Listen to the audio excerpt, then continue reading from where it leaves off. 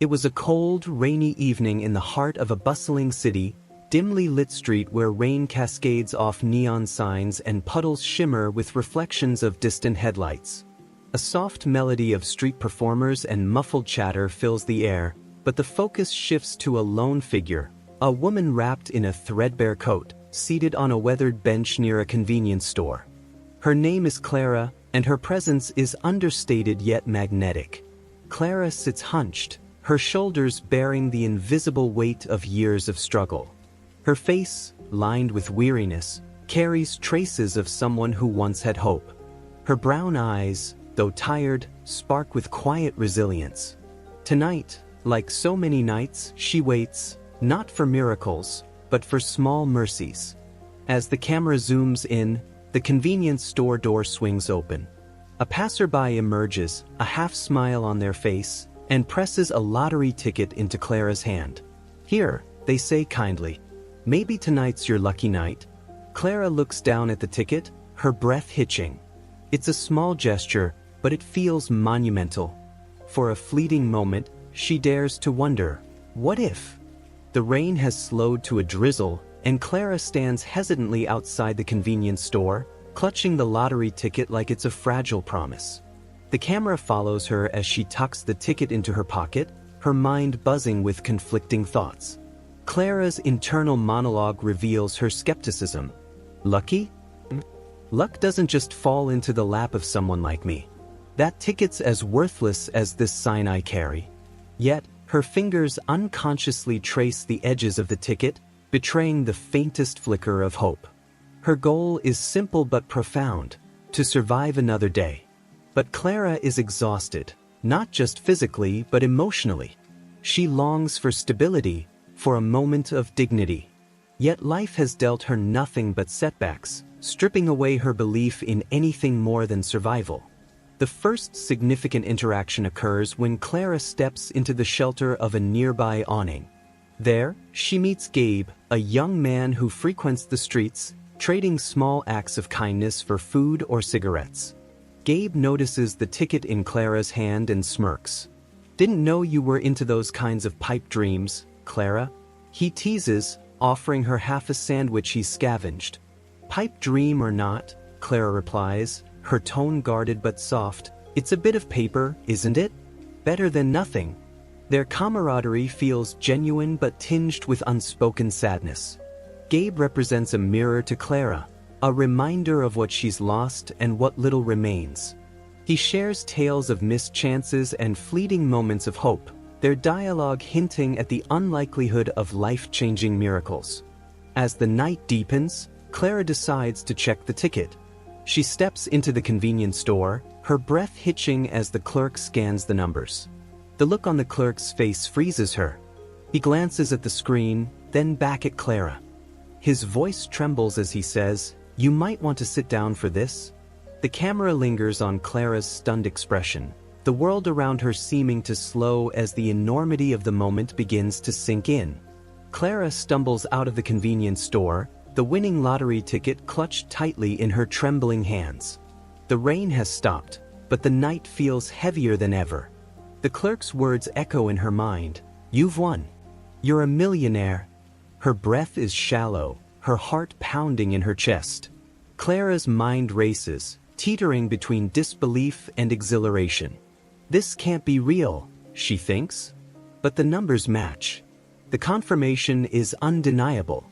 A wave of vulnerability sweeps over her. The weight of her sudden fortune feels crushing. For a woman who has lived without, the concept of abundance is both thrilling and terrifying. Clara returns to the awning where Gabe is still sitting. "What's with the look, Clara? You see a ghost or something?" he jokes, his voice breaking the tension. She hesitates, holding out the ticket like it's burning a hole in her hand. "Gabe, it's real," she whispers, her voice barely audible. "I won." Gabe's eyes widen, disbelief flashing across his face. "Won what?" "The lottery." He laughs, thinking it's a joke, but her trembling hand and tear-filled eyes say otherwise. "Oh, Clara, what are you gonna do?" Her mind floods with questions. What should she do? Trust has been a scarce commodity in her life. The idea of cashing in the ticket without protection or a plan feels dangerous. Clara debates fleeing, hiding the ticket until she figures it out. As they talk, another man from the street overhears their conversation, a rough-looking individual named Mitch. His interest is piqued, and he approaches with an overly friendly tone. Well, looks like someone's luck turned around. Congrats, Clara. Clara stiffens, recognizing the opportunistic gleam in Mitch's eyes. Gabe shifts protectively closer to her, tension simmering. Mitch leans in, his voice dropping. Careful who you trust, Clara.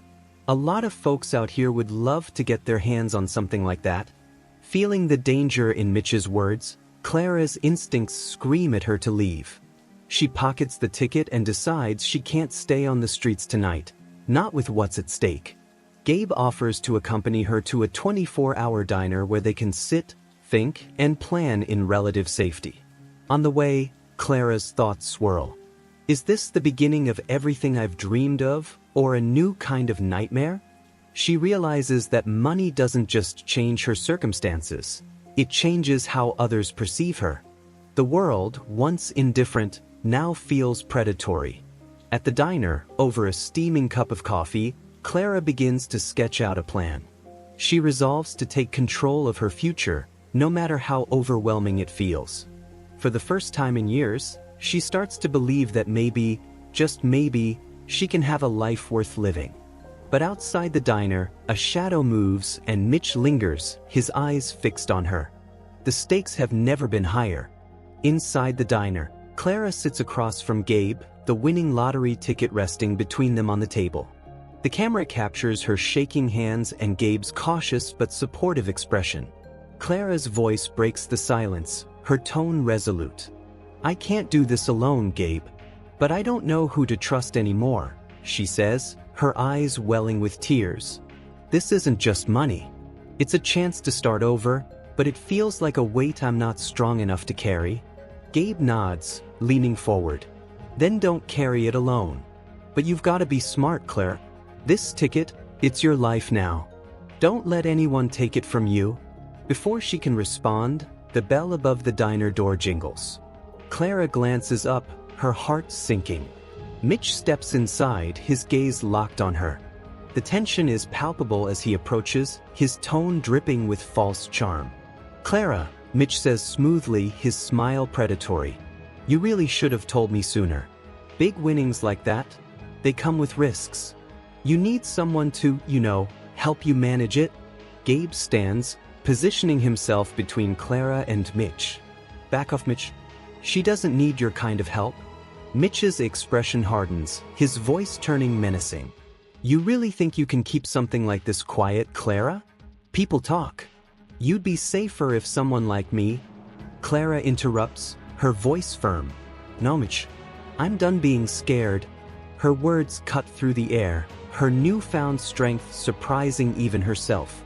As the diner's patrons begin to take notice, Mitch hesitates. Clara's resolve, supported by Gabe's loyalty, sends a clear message: she won't be intimidated. For the first time, she feels the power of choice. Her life, her fortune, and her future are in her hands. Mitch glares but retreats, muttering under his breath.